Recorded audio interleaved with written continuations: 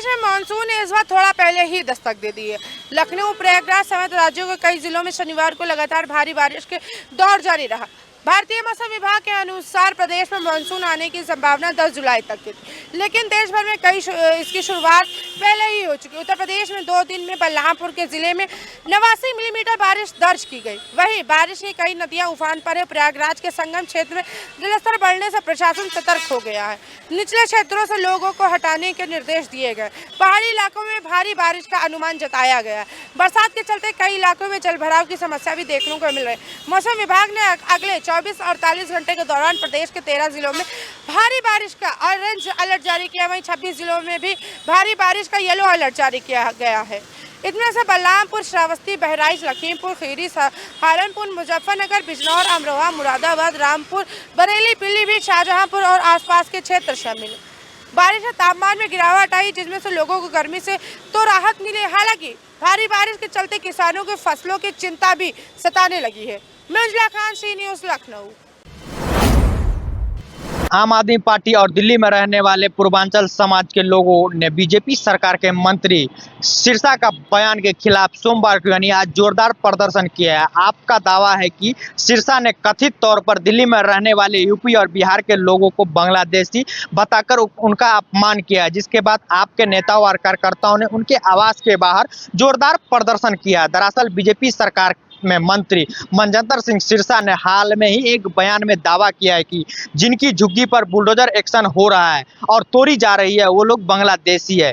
इस बयान को आप और पूर्वांचल समाज के अपमानजनक करार दिया है और सोमवार को आपके नेताओं और कार्यकर्ताओं ने पूर्वांचल समाज के लोगों के साथ मिलकर सिरसा के आवास के बाहर प्रदर्शन किया है। इस दौरान आपके विधायक संजीव झा, पूर्व विधायक अखिलेश त्रिपाठी, विधायक ऋतुराज, प्रदर्शनकारियों ने सिरसा के बयान को पूर्वांचल समाज के सम्मान पर हमला बताते हुए माफी की मांग की। आप नेता ने कहा कि दिल्ली की रगों में पसीना बहाने वाले इसी देश के नागरिक हैं।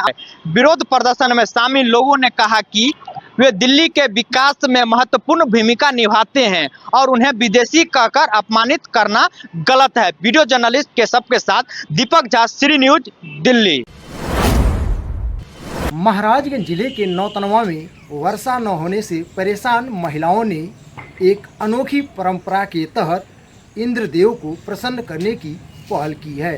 बता दें कि जिले के नौतनवा में आज भारी संख्या में महिलाओं ने परंपरागत कजरी गीत गाते हुए पूर्व नगर पालिका के चेयरमैन गुड्डू खान के आवास पर पहुंची, जहां कजरी गीत गाते हुए पहले तो उनका हाथ पैर रस्सी से बांधा और कीचड़ पानी से नहलाया।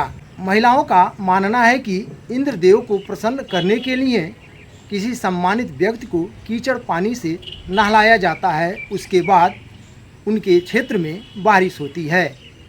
वहीं नौतनवा नगर पालिका के पूर्व चेयरमैन गुड्डू खान ने बताया कि यह परंपरागत वर्षों से चला आ रहा है। लोगों की मान्यता है कि इस तरह किसी सम्मानित व्यक्ति को कीचड़ पानी नहलाने से वर्षा होती है। महाराजगंज से अर्जुन कुमार मौर्य, श्री न्यूज। 3 बाइक चोरों को गिरफ्तार किया गया है। इनके पास से 13 बाइकें बरामद हुई। एडीसीपी नॉर्थ जितेंद्र कुमार दुबे ने प्रेस कॉन्फ्रेंस कर जानकारी दी और बताया कि तीनों आरोपी सातिर किस्म के अपराधी हैं। पहले भी इन पर बाइक चोरी के मुकदमे दर्ज। हाल ही में एक आरोपी दिलीप, जो इस गैंग का मुख्य आरोपी बताया जा रहा है, वह 10 साल बाद 2024 में जेल से छूट कर आया है।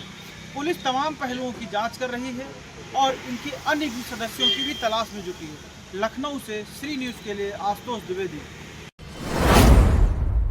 समाजवादी पार्टी के राष्ट्रीय अध्यक्ष और पूर्व मुख्यमंत्री अखिलेश यादव ने योगी सरकार पर जोरदार हमला बोला। लखनऊ के व्यापारियों के कार्यक्रम के दौरान उन्होंने कहा कि भाजपा माफियाओं की पार्टी बन चुकी है और सरकार लगातार माफियाओं को संरक्षण दे रही है। अखिलेश यादव ने सवाल उठाया कि उत्तर प्रदेश के टॉप 10 माफियाओं की सूची सरकार क्यों नहीं जारी कर रही। उन्होंने कहा कि अगर पूरे प्रदेश की सूची नहीं जारी कर सकती हैं तो कम से कम इटावा और मैनपुरी के टॉप 10 माफियाओं के नाम तो बताए।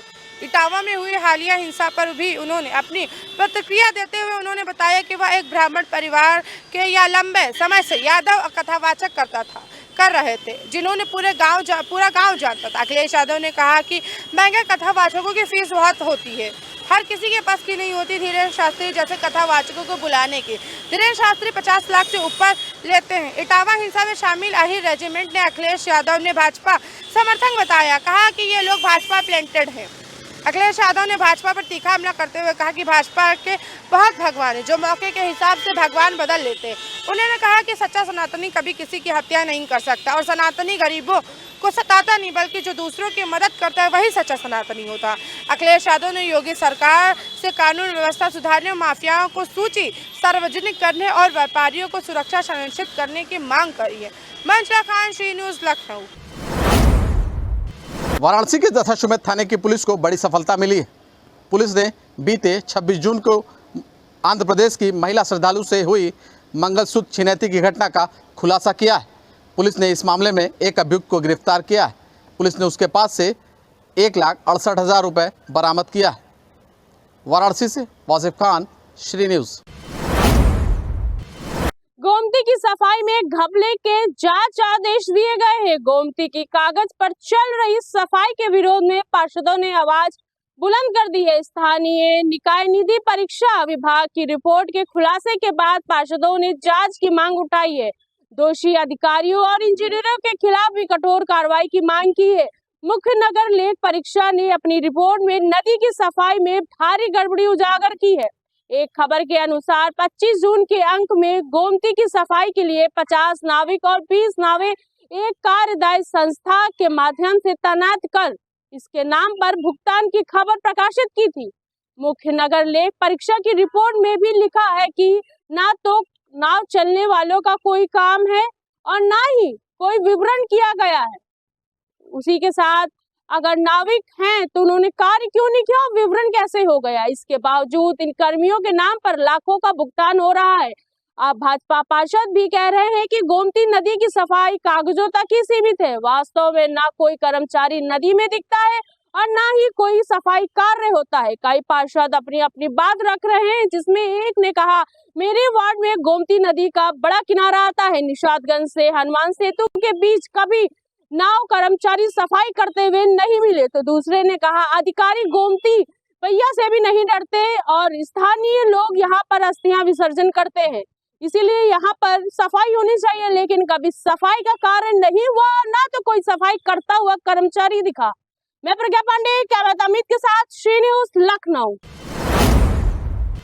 महाराजगंज जिले से एक हृदय विदारक घटना सामने आई है, जिसे लेकर के जहां क्षेत्र में सनसनी फैली हुई है, वहीं मानवता को शर्मसार कर दिया है। बता दें कि जिले के नौतनवा बाईपास के पास नाले में कूड़ा करकट के बीच एक मासूम बच्ची मिली है।